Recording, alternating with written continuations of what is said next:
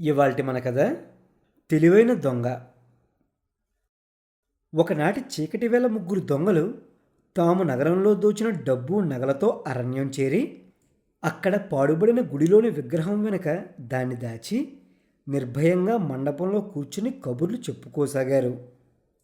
మాటల మధ్యలో వాళ్ళల్లో పెద్ద దొంగకు ఒక విచిత్రమైన ఆలోచన వచ్చింది. వాడు మిగతా ఇద్దరితో, "ఒరే, నేను చెప్పేది జాగ్రత్తగా వినండి. ఇప్పుడు మనం దాచిన ధనం తలా కాస్త పంచుకుంటే మనలో ఎవడికీ దరిద్రం తీరదు. అలా కాక మనలో ఎవరో ఒకరు మొత్తం ధనం తీసుకోవడం జరిగితే వాడు ఇక ముందు ప్రమాదకరమైన దొంగ వృత్తి మాని ఏ వ్యాపారమో చేసుకుంటూ హాయిగా బతకవచ్చు కదా, ఏమంటారు?" అన్నాడు. ఇందుకు వెంటనే దొంగలిద్దరూ సరే అన్నారు. అయితే దొంగిలించిన ధనమంతా ఎవరు తీసుకోవాలో నిర్ణయించడం పెద్ద సమస్య అయింది. పెద్ద దొంగ కొంచెం సేపు ఆలోచించి, "నాకొక ఆలోచన వచ్చింది, చెప్పమంటారా? మనలో ఎవరికైతే ఈ తెల్లవారుజాము లోపున ఈ డబ్బును ఉపయోగించి కోటేశ్వరుడైనట్లు కలవస్తుందో వాడికి డబ్బంతా ఇచ్చేద్దాం. దీనికి మీ ఇద్దరూ ఏమంటారు?" అని అడిగాడు. మిగిలిన దొంగలిద్దరూ ఇందుకు ఒప్పుకున్నారు. తరువాత అందరూ నిద్రపోయేందుకు పడుకున్నారు. కానీ ఒక్కడికైనా నిద్రొస్తేగా. కొంతసేపటికి పెద్ద దొంగ తెల్లవారినాక తన మిత్రులకు చెప్పడానికి ఒక కల ఆలోచించుకుని తృప్తిగా నిద్రపోయాడు. రెండోవాడు కూడా మిగిలిన ఇద్దరికీ చెప్పేటందుకు ఓ కల ఊహించుకుని కళ్ళు మూసుకుని పడుకున్నాడు. ఇక మూడవ దొంగ ఒక పథకం వేసుకుని మిగిలిన ఇద్దరూ నిద్రపోయేదాకా ఆగి ధనం మూట తీసుకుపోయి దాపులో ఉన్న ఒక మర్రి చెట్టు త్వరలో దాచి పడుకున్నాడు. తెల్లవారిన తర్వాత ముగ్గురు దొంగలు మేల్కొన్నారు. చిన్నవాళ్ళిద్దరూ అడిగిన మీదట పెద్ద దొంగ తనకు వచ్చిన కల అంటూ ఇలా చెప్పాడు. "నేను మనం దొంగిలించిన డబ్బంతా తీసుకుని నేనెప్పుడూ చూడని రాజ్యం ప్రవేశించాను. ఎక్కడ చూసినా పైరు పంటలతో ఆ రాజ్యం చాలా సుభిక్షంగా ఉంది. కానీ విచారంగా ఆ రాజ్యంలో దొంగల భయం అధికంగా ఉన్నట్లు తెలిసింది. అందువల్ల డబ్బంతా ఎక్కడైనా సురక్షితమైన ప్రదేశంలో దాచి ఏదైనా వ్యాపారం చేద్దామనుకున్నాను. కానీ దురదృష్టవశాత్తు ఆ రాత్రే డబ్బంతా దొంగల పాలయ్యింది. నాకు దుఃఖం ఆగింది కాదు. అప్పటికప్పుడే పోయి రాజుకు చెప్పుకున్నాను. రాజు ఎంతో విచారపడిపోతూ, 'నాయనా, నువ్వు పరదేశం వాడిలా ఉన్నావు. నా దేశంలోని గజ దొంగలు పట్టినవాడికి నా కుమార్తెతో పాటు అర్ధరాజ్యం కూడా ఇస్తానని చాటింపు వేయించాను. కానీ ఎవరికీ ఆ దొంగలను పట్టడం సాధ్యం కాలేదు' అన్నాడు. రాజకుమార్తె అర్ధరాజ్యం అన్న మాటలు వింటూనే నాలో ఉత్సాహం పొంగి పొర్లింది. నేను రాజుతో, "మహారాజా, మీరు విచారించకండి. నేను ఆ గజ దొంగల్ని పట్టి బంధించగలను" అని చెప్పాను. దొంగను పట్టేందుకు దొంగే కావాలని ఒట్టినే అనలేదు కదా. నేను క్షణాల మీద దేశంలోని దొంగలందరినీ పట్టుకుని రాజుకు అప్పచెప్పాను. ఆయన అన్నమాట ప్రకారం రాజకుమార్తెను నాకు ఇచ్చి చేసి అర్ధరాజ్యం కూడా ఇచ్చాడు. ఈ విధంగా మనం దాచిన సొమ్ము వలన నేను కోటీశ్వరుణ్ణే కాదు, ఒక దేశానికి రాజును కూడా కాగలిగాను అని ఎంతో గర్వంగా చెప్పాడు పెద్ద దొంగ. రెండవ దొంగ మొదటివాడితో, "పర్వాలేదు, ఓ మోస్తారు మంచి కలే కన్నావులే" అని తనకొచ్చిన కల గురించి ఇలా చెప్పాడు. "నేను డబ్బు నగలు తీసుకుని తూర్పు దీవుల్లో వ్యాపారం చేసేందుకు ఓడ ప్రయాణం చేస్తుండగా ఓడ పెద్ద తుఫానులో చిక్కుకుని బుడుంగును మునిగిపోయింది. నేను డబ్బు నగలు ఉన్న మూటతో క్షేమంగా నాగలోకం చేరాను. అక్కడ ఉన్న వజ్రాలు మణులు చూసి నా కళ్ళు జిగేలుమన్నాయి. కానీ వింతేమిటంటే నాగలోకవాసులు నా వెంట ఉన్న నగల పనితనం చూసి అబ్బురపడిపోయారు. 'అబ్బా, ఇలాంటి గొప్ప నగలను మేమెప్పుడూ చూడలేదే' అంటూ తెగ ఆశ్చర్యపడిపోయారు. నాగలోకపు యువరాణి నాగదేవి తన చెలికత్తెలను వెంటబెట్టుకుని వచ్చి నగల్ని తనకిమ్మని అడిగింది. ఆ క్షణంలో నా బుర్ర మహా చురుగ్గా పనిచేసింది.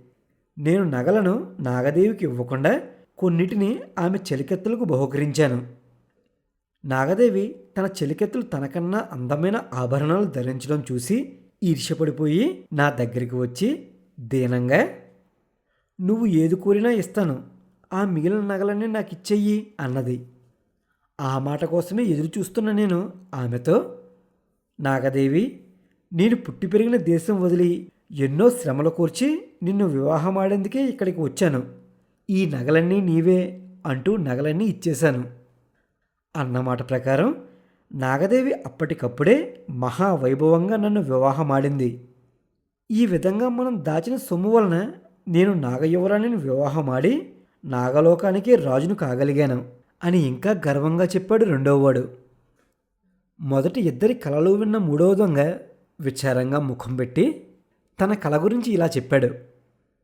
హా, మీ ఇద్దరి కలలతో పోలిస్తే నాది అసలు కలే కాదు. అయినా వినండి, మనం దాచిన ధనం నగలు తీసుకుపోయి వ్యాపారం చేసి కోటీశ్వరుని కావడమే కాక మరొక కోటీశ్వరుడి కుమార్తెను కూడా వివాహం ఆడాను. అయితే మా ఇద్దరి కాపురం హాయిగా జరుగుతున్న సమయంలో ఏదో పెద్ద చప్పుడయ్యి కల చెదిరిపోయి కళ్ళు తెరిచాను. నలుగురు ముసుగు దొంగలు విగ్రహం వెనక మనం దాచిన ధనం తీసుకుని గుడి నుంచి బయటికి పోతున్నారు. నేను వెంటనే పెద్దలను తట్టి లేపుతూ, అన్నా, దొంగలు దొంగలు అన్నాను. కానీ పెద్దన్న కళ్ళు తెరవకుండానే, నా రాజ్యంలో దొంగల, వాళ్ళని ఏనాడో కాల రాసేశాను అంటూ పక్కకు తిరిగి పడుకున్నాడు. అప్పుడు చిన్నన్న భుజం తడుతూ సంగతి చెప్పాను. చిన్నన్న కూడా కళ్ళు తెరవకుండానే, నాగదేవి, నేను రాజునే ఉండగా ఈ నాగలోకంలో దొంగల, హహ, ఉండరుగాక ఉండరు అని అనేశాడు. ఈ లోపల ముసుగు దొంగలు మన ధనంతో అరణ్యంలోకి పారిపోయారు అని చెప్పాడు. ఇది వింటూనే పెద్ద దొంగలిద్దరూ గాబరా పడిపోతూ విగ్రహం వెనక్కి పోయి ధనం మూట కోసం చూశారు. అది కనిపించలేదు. వాళ్ళు కోపంగా చిన్నవాడి దగ్గరికి వచ్చి, మర్యాదగా నిజం చెప్పు, దొంగలు రావడం, నువ్వు మమ్మల్ని నిద్ర లేపాలని చూడడం అంతా పచ్చి అబద్ధం అన్నారు. చిన్నవాడు ఏమీ తొనక్కుండా, ఇందులో అబద్ధమేమీ లేదు. ఇంతకీ మన దురదృష్టం ఏమిటంటే ఆ దొంగలు వచ్చి మన సొమ్మంతా ఎత్తుకుపోతున్నప్పుడు మీరు తీరని రాజకార్యాల్లో తలమునకలే ఉండడం, అంతకు మించి ఏమీ లేదు అన్నాడు. ఆ జవాబుతో పెద్దవాళ్ళిద్దరూ రెచ్చిపోయి, ఒరేయ్, నిజానికి మేము ఎలాంటి కలలు కనలేదు. నిద్రపోయే ముందు వాటిని ఊహించుకున్నాం అంతే. ఇప్పుడైనా నిజం చెప్పు, ఆ ధనం ఎక్కడ దాచావు అని అడిగాడు. ఈసారి చిన్న దొంగ పెద్దగా నవ్వి, హహహ, ఇంతకీ మీరు ఎలాంటి కలలు కనలేదన్నమాట. బాగుంది. అందువల్ల మనం అనుకున్న మాట ప్రకారం నేను కన్న కలే గొప్పది కనుక ధనం అంతా నాకే చెందాలి అంటూ పోయి మర్రి చెట్టు త్వరలో దాచిన ధనం మూటను తెచ్చి వాళ్ళ ముందుంచాడు. దొంగలిద్దరూ చిన్నవాడి తెలివితేటలకు ఆశ్చర్యపోయారు. తాము పెద్దవాళ్ళై ఉండి చిన్నవాడిని మోసం చేయాలనుకున్నందుకు సిగ్గుపడిపోయి మొత్తం ధనాన్ని చిన్నవాడికి ఇస్తూ, ఒరే తమ్ముడు, ఈనాటి నుంచి నువ్వు దొంగతనాలు మాని ఎక్కడికైనా పోయి ఈ ధనంతో ఏదైనా వ్యాపారం చేసుకుంటూ తగిన పిల్లను వివాహమాడి సుఖంగా బతుకు అన్నారు. చిన్న దొంగ చేసిన యుక్తి బాగుంది కదా. కథ మీకు నచ్చిందా? కథ మీకు నచ్చిందనే ఆశిస్తున్నాము. కథ నచ్చితే ఒక లైక్ చేయండి. కథ ఎలా ఉందో కింద కామెంట్ చేయండి. ఇలాంటి మరిన్ని మంచి కథల కోసం మన ఛానల్ని సబ్స్క్రైబ్ చేసుకుంటారని ఆశిస్తున్నాము. మరొక మంచి కథతో మళ్ళీ కలుద్దాం. ధన్యవాదములు.